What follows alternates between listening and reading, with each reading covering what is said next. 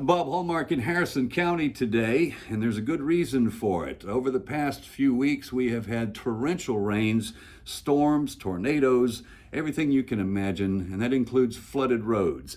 Now, while linemen have been out trying to restore power to thousands of people in East Texas that have been without, some for several days, there have also been problems with flooded roads and people trying to pass through those flooded roads.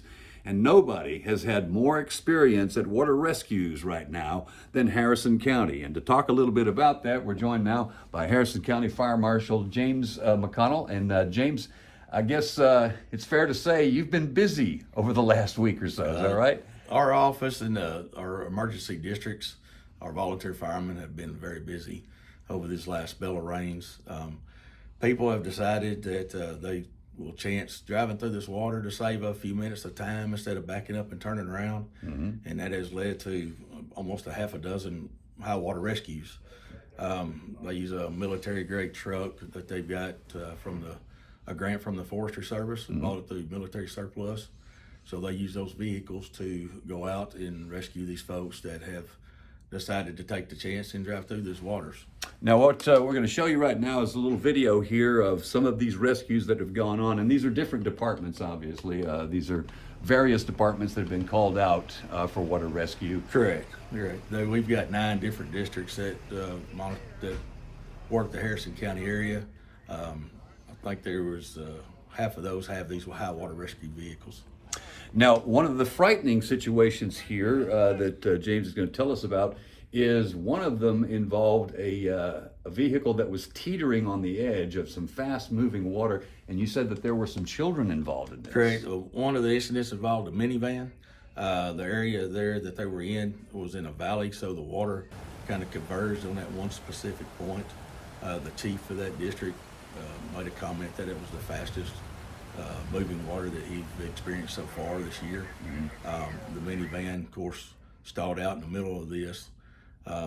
It had been pushed apparently to the edge, what it appeared to on video and what they described. It also had 3 young children in the car. So it turned out well, but it could have been very tragic for a lot of folks. Yeah, as we're going to show you that video, you can take a look at this. You see how close the fire unit is to where the vehicle is, and that was for a reason. They needed to get close, right? Yes.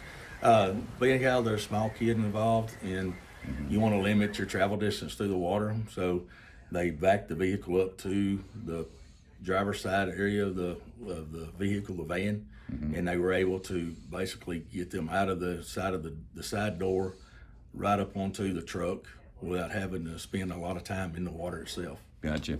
Now, if you look at some of this video, you'll see that there's, in some cases, several feet of water that is running over the roadways here. So obviously the danger here, you'll notice everybody is wearing a life jacket, and that's for a good reason as well, because you say you might think you're okay getting out and walking, but that might not be true.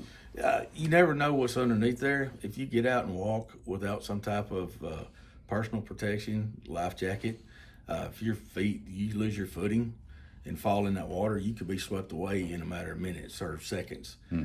So we take the precautions. We put a life jacket on the volunteer or the fireman that's going out to doing the rescue. They also carry life jackets with them, give them to the people that they're getting out of the car.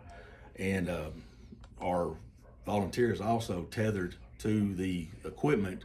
That way, if he does slip, we can reel him back in. Gotcha. And if they've got a hold of the person they're rescuing, we can pull them back in together. Now, fortunately, I'm guessing everybody is safe out of all these instances. Yes, everything's worked out well. Okay. Now, the big thing here is over the decades, the public has had warnings about not doing this. Don't try to pass this.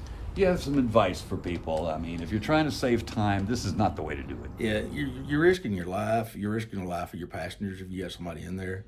And also you're putting our volunteers at risk. And not just that, when you flood your car out, now you've got to buy a new engine or a new vehicle. So there's a lot of points to not go in just to save a few minutes of driving. Turn around, find another route, play it safe. Don't take the chances. Your life's not worth it. There we go. Thanks. Appreciate it. All right, and we'll have more on this story tonight on KLTV 7 News. For KLTV Web Extra, I'm Bob Hallmark.